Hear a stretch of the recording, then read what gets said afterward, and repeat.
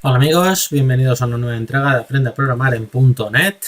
En esta ocasión vamos a hablar de seguir hablando, que diga, de test unitarios.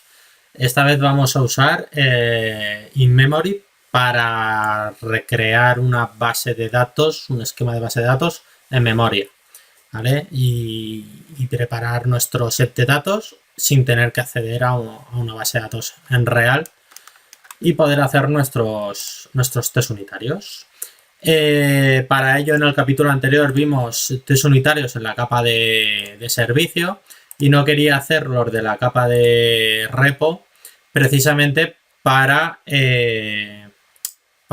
hacer en esta capa del repositorio usar InMemory, ¿vale? Entonces, y al igual que hicimos en la otra ocasión, vamos a añadir un proyecto. Aprende .NET Core 2 data access .unit test. Repito que por convención que acabe en test para luego que se ejecuten automáticamente nuestras builds y configurarlas mejor. Bien, ya hemos creado nuestro unit test. Vamos a llamarlo player test repository.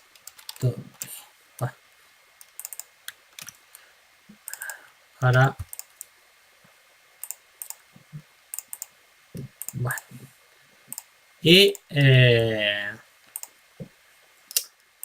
y bueno, aquí habríamos creado el test que vamos a lanzar luego para tener nuestro repositorio. Ahora bien, como ya hicimos el otro día, que costó un poquito con el class initialize, pues vamos a hacer lo mismo. Vamos a hacer un private static y player repository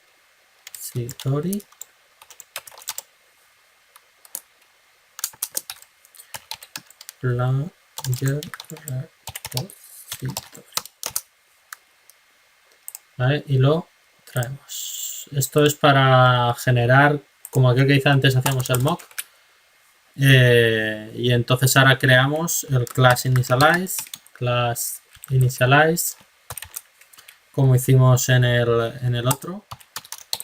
Public static, que tenía que ser estático, ¿vale? Y le vamos a llamar setup, pasándole, esto fue lo que era otra vez el test context, aunque no lo usemos hay que pasárselo, ¿vale? Lo pide como parámetro. Y ahora player repository es igual a new.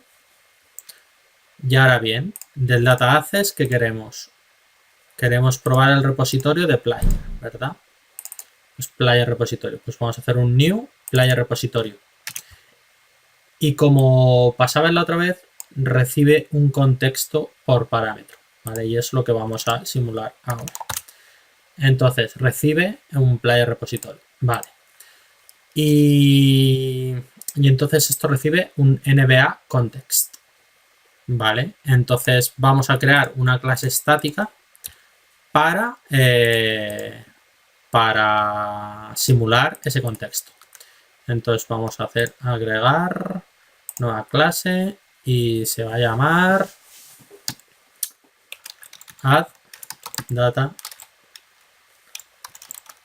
context. Así está bien, context. Vale, esto va a ser una public class y creamos un contexto público porque va a ser lo que se le pase al test, ¿vale? Static NBA context, ¿vale? Queremos hacer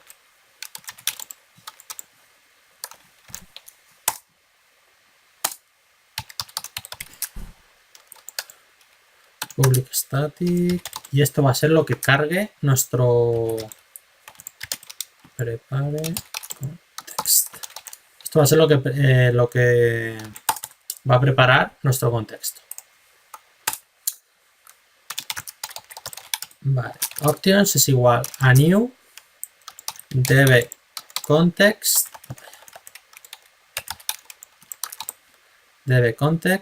options builder. Que esto está en Microsoft Entity Framework Core, ¿vale? ¿Y de qué queremos construir el contexto? Del NBA context.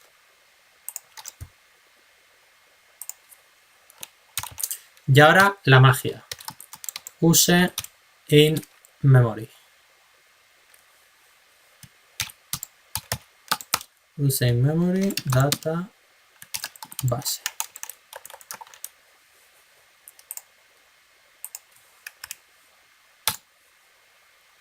Sí. Vale, hay que traerse un ensamblado, una librería que está en Entity Framework Core in memory. Vale, pues nada, damos aquí a nuestro paquete Snagit y en examinar Entity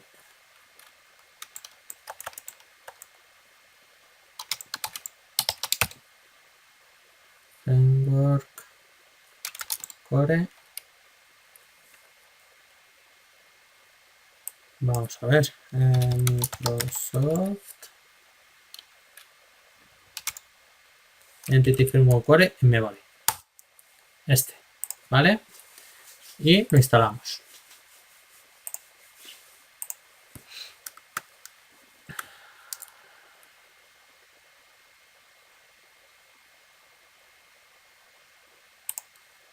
Ya lo he instalado y ahora esto ya lo debe reconocer. Cambie use in memory database. Que lo había escrito mal. Y esto recibe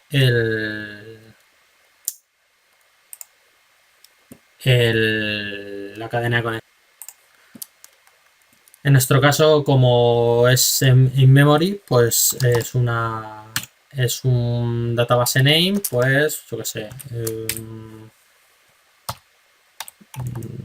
NBA database, lo que sea, ¿vale? Y options, ¿vale? O sea, las options de este contexto, o sea, hacemos un context builder del contexto que queremos y ahora el context, asociamos el contexto a new NBA context de las options. ¿Vale? Entonces ya tendríamos el contexto. Esto sería como un contexto de base de datos, es decir, aquí tendríamos el context, que si nos vamos aquí, pues tendríamos un dbSetPlayer, de team y de coach, ¿vale? Como estamos haciendo el del players, pues vamos a hacer un insert de player y ya está. Entonces vamos a hacer aquí un private void static void prepare players. ¿Y esto qué hace? Pues en context.add new player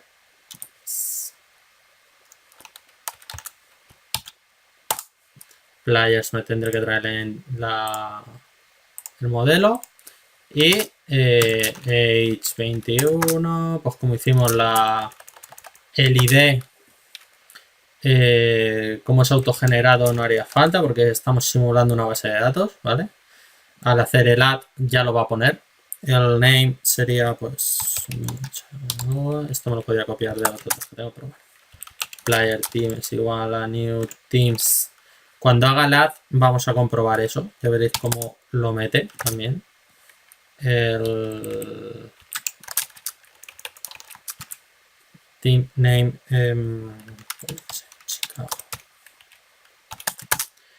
y el ID que creo que de este también he autogenerado, pero por si acaso ID.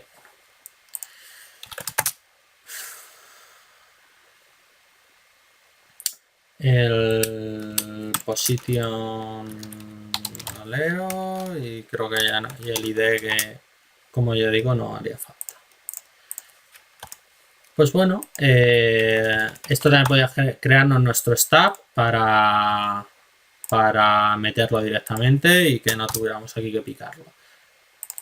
Pues nada, aquí haríamos un prepare players. Y imaginemos que aquí queremos crear más métodos privados, pues prepare teams, prepare coach, prepare. Entonces, todo lo que quisiéramos. Como consejo, esto podría tener un archivo JSON añadido, ¿vale? Imaginaros un objeto con un montón de pruebas para insertar. Entonces, cogeríamos el JSON que podría estar embebido como recurso, lo serializaríamos a objetos y entonces meteríamos los adds así a cholón, o sea, haríamos un for each y prepararíamos una simulación de base de datos con las pruebas que nos hicieran falta en milésimas de segundos sin tener que hacer ningún acceso a datos en real, ¿vale? Lo dejo como prueba, o sea, lo dejo como consejo por si os sirve. Entonces aquí en el context haríamos, porque realmente no deja de ser un contexto, aquí hemos añadido objetos y hacemos un save changes. Ya tendríamos nuestra clase de add context preparada. Entonces, si volvemos a nuestro repositorio, ¿qué necesitaríamos? Un contexto. Pues ahora, aquí lo tienes, contexto.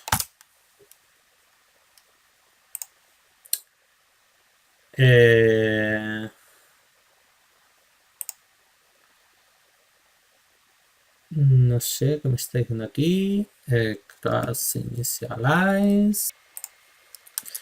Vale, pues nada, esto me está diciendo que no puede volver, pues ya está.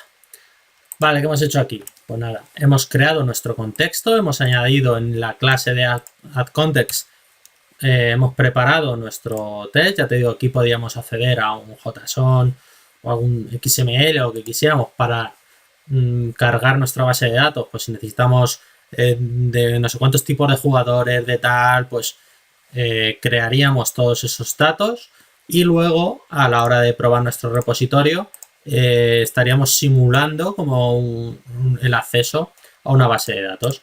¿Por qué es importante el class initialize? Porque imaginaros que tenemos que cargar el contexto de la base de datos cada vez que lanzamos un test. Imaginad aquí que hay 40 tests y cada vez que hay un test tiene que cargar el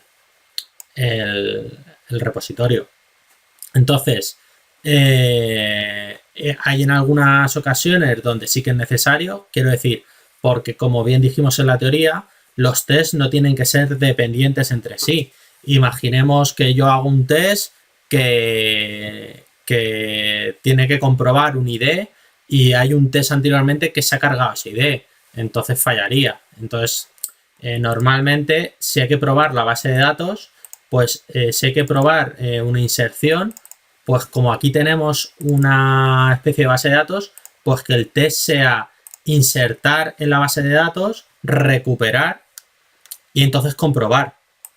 ¿vale? Pero no hemos cargado un montón de datos y la comprobación es que exista en ese dato. Pues ahí te puede fallar, ¿vale? Tenerlo en cuenta.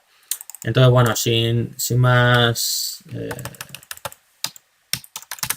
preámbulos, vamos a devolver aquí una syntask.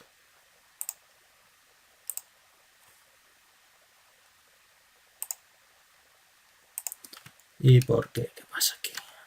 Que no le gusta. Bueno, ahora miramos. Esto, pues por ejemplo, sin más, el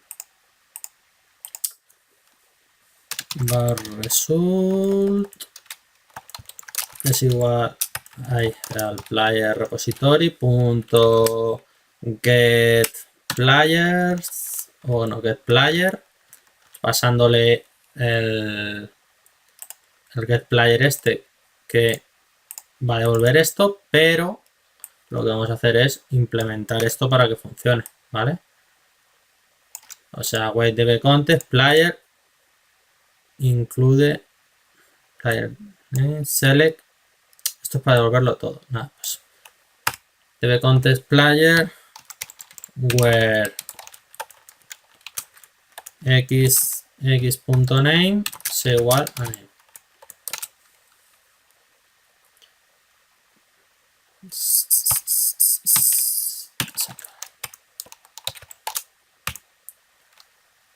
Bueno, podemos hacer un first of default así. First of default player select. Y aquí, ¿qué pasa contigo? Get a waiter select players. Vale. First async, ¿no? Async, vale. ¿Y ahora qué te pasa? Ay.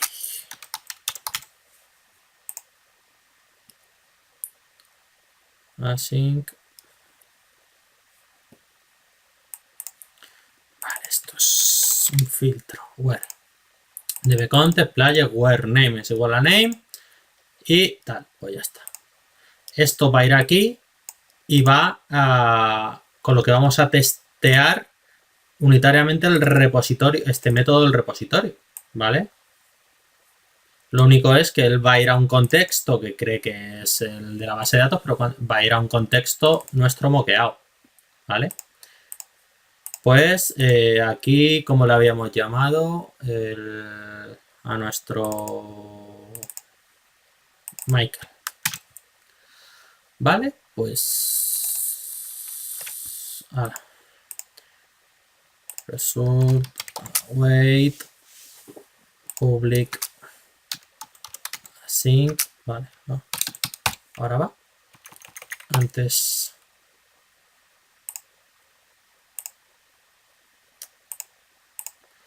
vale.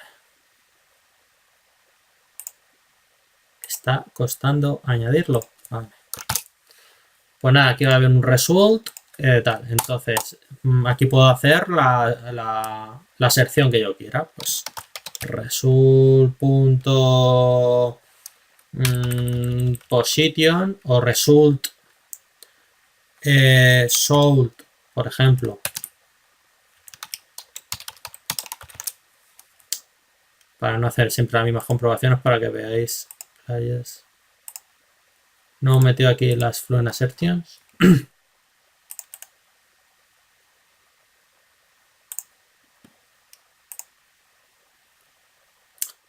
No, pues nada.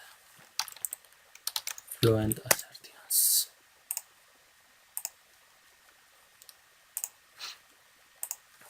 Ya sabéis que como los test que hicimos anteriormente, las fluent assertions, pues nos ayudan a hacer aserciones más claras.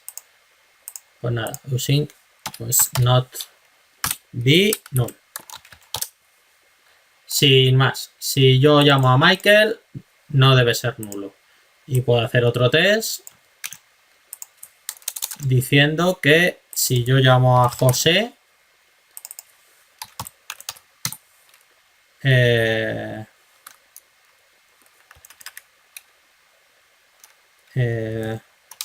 must be punto, ¿cómo era? So not be null.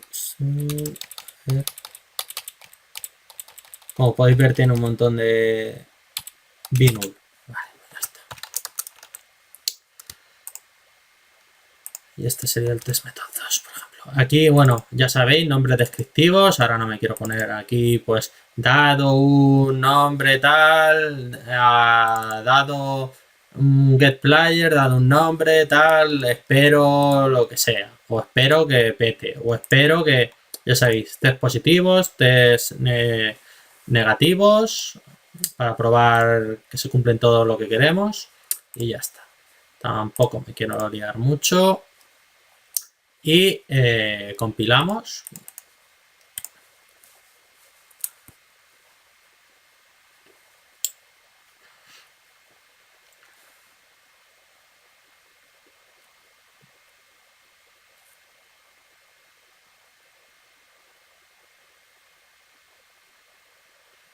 Vale, parece que he encontrado los tests. Aquí están, test method 1, test method 2. Ya sabéis nombres como estos que están aquí, dado un nombre, jugador, tal.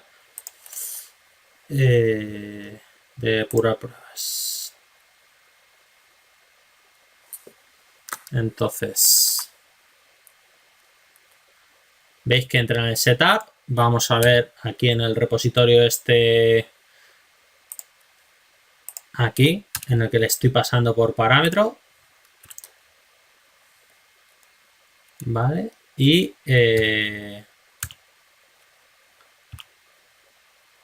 va al contexto, que se cree que es el bueno, y me ha petado. Ay, amigo, vale, no hay problema. Recordáis que también os conté que existía un... cuando se inicializa el assembly y todo el rollo, pues vamos a hacerlo, ¿vale? En este caso, vamos a copiar, por ejemplo, este test para no tardar y vamos a cambiarle el nombre y vamos a decirle que este es el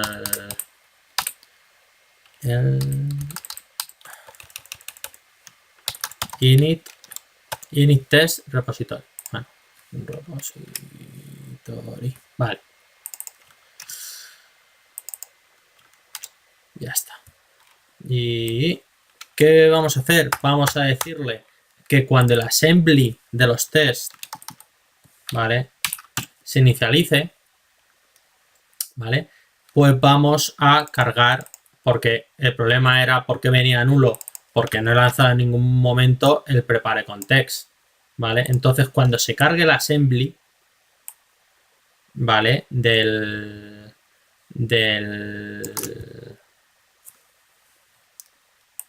esto era data